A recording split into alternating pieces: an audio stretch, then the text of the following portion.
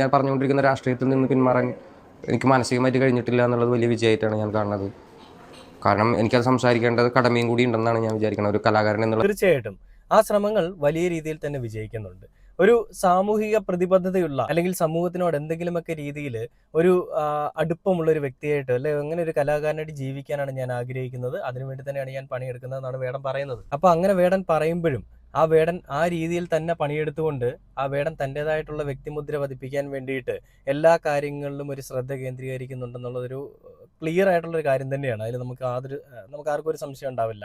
നിശബ്ദരാക്കപ്പെട്ടവരുടെ ശബ്ദമാണ് നമ്മൾ പലപ്പോഴും വേടനെ പറ്റി പറഞ്ഞിട്ടുണ്ട്. ആ ഒരു കാര്യത്തിനെ പറ്റിയും ഈ ആങ്കർ ചോദിക്കുന്നുണ്ട്.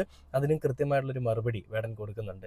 ഞാൻ പറയുന്നത് എവിടെയൊക്കെയോ കൊള്ളുന്നുണ്ടെന്നുള്ളതിൻ്റെ പൂർണ്ണമായിട്ടുള്ള ഉദാഹരണം തന്നെയാണ് എനിക്കെതിരെ വരുന്ന ഒളിയമ്പുകളും അല്ലെങ്കിൽ എനിക്കെതിരെ വരുന്ന ആരോപണങ്ങളും പ്രത്യാരോപണങ്ങളും അതിനെതിരെ വരുന്ന സംഭവ വികാസങ്ങളും എല്ലാം എന്ന് വേടൻ അവിടെ എടുത്ത് പറയുന്നുണ്ട്. അപ്പോൾ ഈ ഒരു ഇന്റർവ്യൂ